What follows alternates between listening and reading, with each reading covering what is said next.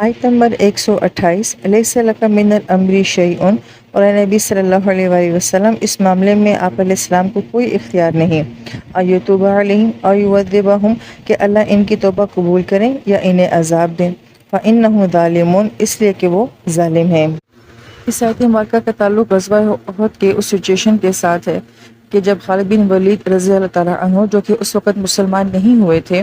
انہوں نے جب دیکھا کہ پہاڑی درہ جو ہے وہ خالی ہے، تو انہوں نے بیک سے آ کے مسلمانوں کے اوپر یکدم حملہ کر دیا، اور اس ساری بھگدڑ میں صحابہ کرام بھاگ بھی گئے تھے، تتر بتر ہو گئے تھے، اور موقع مل گیا تھا کافروں کو کہ انہوں نے نبی علیہ السلام کو نقصان پہنچایا۔ یہی وہ موقع تھا جب آپ علیہ السلام کے دندان مبارک بھی شہید ہوئے، آپ کے چہرے مبارک پہ زخم بھی آئے، اور خون اتنی تیز رفتاری کے ساتھ بہا کہ آپ علیہ السلام جو ہے وہ بے ہوشی کی کیفیت میں آ گئے۔ جب آپ علیہ السلام کو ہوش آتا ہے تو اس وقت آپ علیہ السلام اس بے چینی کی کیفیت میں فرماتے ہیں کہ وہ قوم کیسے فلاح پا سکتی ہے جو اپنی نبی کے ساتھ ایسا کر رہی ہے، جبکہ نبی اس کو اللہ تعالیٰ کی طرف بلا رہے ہیں۔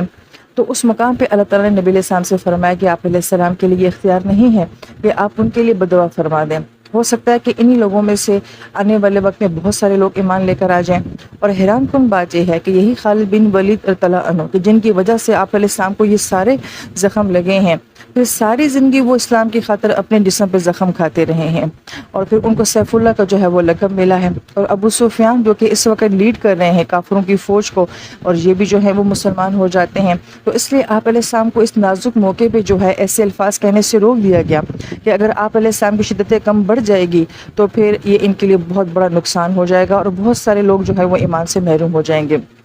بہت سارے سوالات انسان کے ذہن میں آتے ہیں کہ طائف میں جب آپ علیہ السلام جاتے ہیں تو کچھ ایسے ہی سچویشن ہے، وہاں پہ بھی آپ دعوت دینے کے لیے جا رہے ہیں، وہاں پہ بھی آپ علیہ السلام کا خون مبارک جو ہے وہ بہہ رہا ہے، اور فرشتہ وہاں پہ آ کے خود سے کہتا ہے کہ آپ بدعا کریں۔ اب وہاں پہ آسمانوں سے آپشن آ رہی ہے، لیکن آپ علیہ السلام قبول نہیں فرما رہے، آپ علیہ السلام جو ہے وہ دعا فرما دیتے ہیں۔ یہاں پہ ہم یہ دیکھتے ہیں کہ معاملہ تب بھی یہی ہے کہ جنگ ہے، آپ علیہ السلام کا خون بہہ رہا ہے، لیکن اب یہاں پہ آپ علیہ السلام جو ہیں اپنی اس دکھ کی کیفیت میں بدعا فرمانا چاہ رہے ہیں، مگر اللہ تعالیٰ کی ذات آپ کو روک رہی ہے۔ لہٰذا یہ اللہ اور نبی علیہ السلام کے درمیان کے معاملات ہیں۔ پورا قرآن یہی کہتا ہے کہ جسے نبی علیہ السلام کی اطاعت کی، اس نے گویا کہ اللہ تعالیٰ کی اطاعت کی، مگر یہاں پہ نبی علیہ السلام کو ایک کام سے روکا جا رہا ہے، وہ اس لیے کہ اللہ اور نبی علیہ السلام کا یہ آپس میں تعلق ہے۔ جب نبی علیہ السلام کا اور امت کا آپس میں تعلق ہوگا تو ظاہری بات ہے کہ ہمیں 100% نبی علیہ السلام کی اطاعت کرنی ہے، لہٰذا نبی نبی ہیں اور امتی امتی ہے۔ لیکن جب اللہ اور نبی علیہ السلام کا آپس کا معاملہ آ جاتا ہے تو پھر رب رب ہے اور نبی نبی ہے۔ اور پھر یہ آیت مبارکہ جو علماء کرام بڑی پیاری بات فرماتے ہیں کہ ہمارا جو نبی علیہ السلام کے ساتھ تعلق ہے اس کو بیلنس بھی کرتی ہے۔ ہم یہ دیکھتے ہیں کہ سابقہ امتوں میں کیا ہوا تھا کہ کچھ لوگوں نے اپنی نبیوں کے ساتھ بہت زیادتی کی، انہیں کوئی عزت اور مقام نہیں دیا۔ دوسرا ریئیکشن یہ سامنے آتا ہے کہ بہت زیادہ عزت دے دی، بہت زیادہ اکرام دے دیا، یہاں تک کہ اللہ تعالیٰ کی ذات کے برابر لا کے کھڑا کر دیا۔ تو گویا کہ ہمیں یہاں پہ جو ہے وہ بیلنس کیا جا رہا ہے کہ ہم نے آپ علیہ السلام کی اطاعت کرنی ہے، آپ علیہ السلام پہ ہماری جان مال اولاد سب کچھ جو ہے وہ قربان ہے۔ نبی علیہ السلام کے بغیر ہم اللہ تعالیٰ کی ذات کو نہ سمجھ سکتے ہیں، نہ ان تک پہنچ سکتے ہیں، وہ سب باتیں اپنی جگہ ہیں، مگر جو اللہ تعالیٰ کا مقام ہے وہ اللہ تعالیٰ کا مقام ہے، اور جو نبی علیہ السلام کا مقام ہے وہ نبی علیہ السلام کا مقام ہے، اور یہی چیز جو ہے وہ ہمیں ایک بیلنس امت بناتی ہے اور ہمارے جذبات کو بھی جو ہے وہ بیلنس کرتی ہے۔ اور جب اس چیز میں بگاڑ آتا ہے تو پھر بہت سارے عقائد میں بھی فرق پڑنے شروع ہو جاتا ہے، اور معاملات اور عبادات اور یہ سب چیزیں جو ہیں وہ بھی ڈسٹرب ہونا شروع ہو جاتی ہیں۔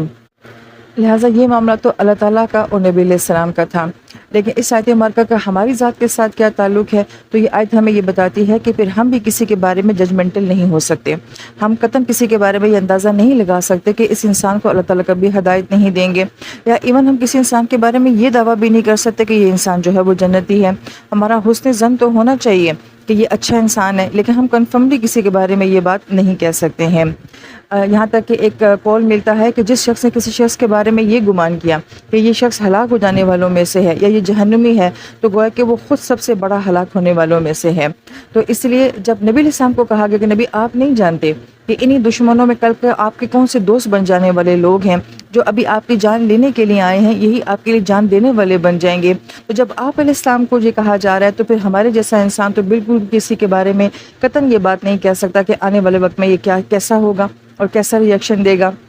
جیسا کہ عبداللہ بن مسعود رضی اللہ عنہ نے فرمایا تھا کہ جب تک کوئی انسان مر نہ جائے تو اس کی مثال نہ دیا کرو، اس لیے کہ کچھ پتہ نہیں کہ کس انسان کا انجام جو ہے وہ کیسا ہو جائے گا۔ ہاں، مرنے کے بعد یہ کہا کرو کہ وہ انسان نیک تھا اور وہ اس کیفیت کے اوپر دنیا سے چلا گیا۔ لہٰذا اس آیت مبارکہ کا تعلق جو ہے وہ ہمارے رویے کے ساتھ بھی ہے۔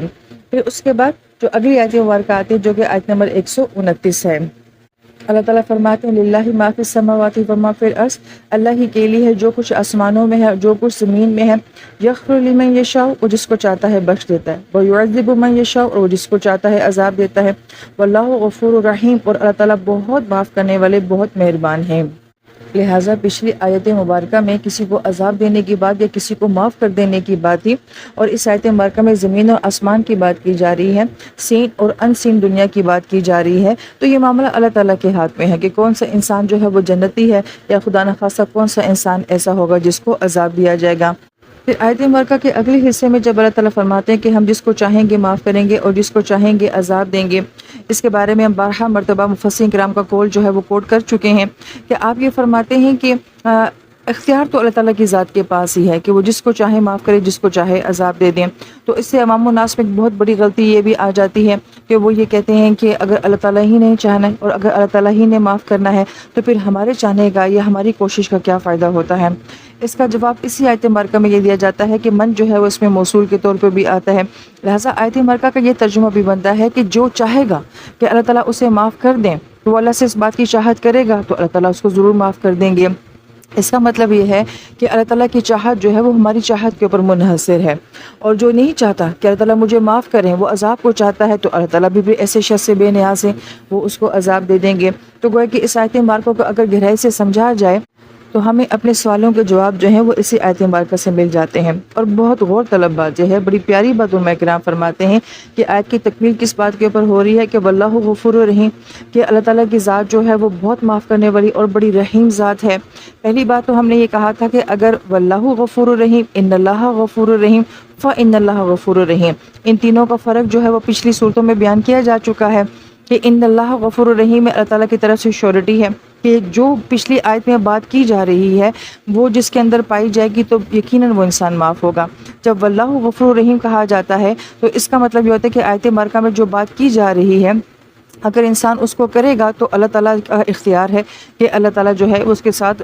معافی کا معاملہ بھی کریں گے اور رحمت کا معاملہ بھی کریں گے۔ جب فإن اللہ غفور الرحیم آتا ہے تو اس کا مطلب ہے کہ آیت مبارکہ میں جو بات کی جا رہی ہے جو اس کے اوپر عمل کرے گا تو فوری طور پہ اور کنفرم طور پہ جو ہے اس انسان کو معافی مل جاتی ہے۔ اب یہاں پہ واللہ غفور الرحیم آ رہا ہے، اس کا مطلب ہے کہ جو پیچھے آپشن دی جا رہی ہے آیت مبارکہ میں کہ جس نے چاہا کہ اس کو معاف کیا جائے اور جس نے چاہا کہ اس کو عذاب سے بچا لیا جائے، تو اس کے بعد پھر اختیار کس کے پاس ہے؟ اللہ تعالیٰ ہی کی ذات کے پاس ہے۔ تو بہت حد تک اللہ تعالیٰ کی ذات سے یہی امید اور گمان ہے کہ اللہ تعالیٰ جو ہے وہ معاف کرنے والے ہیں۔ اور پھر علماء کرام بڑی پیاری بات فرماتے ہیں کہ عذاب دینے کی بات اور رحمت کی بات دونوں صورتوں میں اینڈ کس بات کے اوپر ہو رہا ہے؟ یہ بھی ہو سکتا تھا کہ فعل لما یرید، اللہ جو چاہیں گے وہ کریں گے، بات کلیئر ہو جاتی، لیکن جب اللہ نے غفور الرحیم کہا ہے تو اس کا مطلب یہ ہے کہ اللہ تعالیٰ کی چاہت اپنے بندوں کو معاف کرنے کے لیے ہے، تبھی تو دونوں اتنے پیارے خوبصورت اسماء حسنہ جو ہیں وہ یہاں پہ لائے گئے ہیں۔ اور پھر غفور کو مبالغے کے ساتھ بیان کیا ہے اور رحیم کو صفت کے صیغے کے ساتھ بیان کیا گیا ہے، اور غفور کو مبالغے کے ساتھ اس لیے بیان کیا گیا کہ اللہ تعالیٰ کی ذات اپنے بندوں کو بہت معاف کرتی ہے، اور کسی انسان کا کوئی گناہ کتنا ہی بڑا کیوں نہ ہو تو اللہ تعالیٰ کی صفت غفاری سے وہ بڑا گناہ نہیں ہوتا ہے، اس لیے اس کو مبالغے کے ساتھ بیان کرنا کہ انتہا پہ جا کے اللہ تعالیٰ کی ذات جو ہے بندے کے گناہوں کو معاف کرتی ہے، لیکن اللہ تعالیٰ کی اس شان کو جو ہے وہ صفت کے صیغے کے ساتھ نہیں بیان کیا گیا۔ اور اس کی وجہ کیا ہے؟ کیونکہ اللہ تعالیٰ ہمیشہ معاف نہیں کرتے ہیں، کبھی اللہ تعالیٰ کی طرف سے سزائیں بھی آ جاتی ہیں، اللہ تعالیٰ کی طرف سے پکڑ بھی آ جاتی ہے، لہٰذا اس لیے آپ نے غفور کی صفت کو جو ہے اپنی شان کو جو ہے وہ صفت کے صیغے کے ساتھ بیان نہیں فرمایا، لیکن جو صفت رحیم ہے اللہ پاک نے اس کو صیغے میں بھی صفت کے ساتھ ہی بیان فرمایا ہے، اور اس کی وجہ کیا ہے کہ اللہ تعالیٰ کی رحمت سے اگر انسان نینو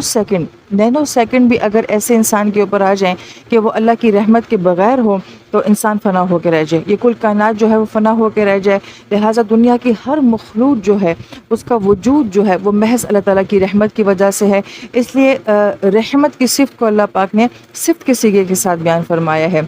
وہاں پہ مبالغہ نہیں آتا ہے کہ کبھی اللہ تعالیٰ بہت مہربان ہو اور کبھی اللہ کا موڈ نہ ہو مہربان ہونے کا، ایسا نہیں ہوتا ہے، اللہ ہمیشہ سے رحیم ہے اور ہمیشہ رحیم رہتے ہیں۔ اور بعض اہل علم نے یہ نقطہ بھی بیان کیا کہ صفت غفور اور پھر صفت رحیم جو لائی گئی ہے، تو غفور کے اندر معافی ہے کہ اللہ تعالیٰ کی ذات جو ہے معاف بھی کر دیتی ہے، اور رحیم سے مراد اللہ تعالیٰ کی جنت ہے، یعنی کہ اس معافی کے بعد اللہ تعالیٰ جو ہے وہ جنت کا بھی وعدہ فرما رہے ہیں۔ تو پھر اب ہمیں جب یہ آیت مبارکہ سمجھ آ جاتی ہے تو پھر عوام الناس کے اندر جو غلطی پائی جاتی ہے کہ اللہ جس کو چاہیں گے معاف کر دیں گے، جس کو چاہیں گے اللہ تعالیٰ عذاب دیں گے، تو پھر ہمارے عمل کرنے کی کیا ضرورت ہے؟ یہ قرآن کو نہ سمجھنے کی وجہ سے ہے۔ صرف غفور الرحیم پہ انسان غور کر لے تو انسان کو اپنے ان تمام خدشات کا جواب مل جاتا ہے۔ تو جب ہم نے اس آیت مبارکہ کے اصل موضوع کو جان لیا تو اس کے بعد صرف ہماری طرف سے وہ چند الفاظ اور ایک کوشش یا پہلا قدم جو ہے اس کے اٹھانے کی دیر ہے کہ ہم اللہ تعالیٰ سے کہتے ہیں کہ اللہ تعالیٰ ہم آپ کی معافی کو چاہتے ہیں، ہم آپ کی صفت غفاری کو چاہتے ہیں، ہم آپ سے ہدایت کا سوال کرتے ہیں۔ تو جب ہم نے یہ کہہ دیا اللہ تعالیٰ کی ذات سے تو انشاءاللہ تعالیٰ اللہ تعالیٰ کی ذات بھرپور انداز سے اپنی شان صفت کے ساتھ اور اپنی شان غفاری کے ساتھ اپنے بندوں سے معاملہ فرمائے گی انشاءاللہ تعالیٰ۔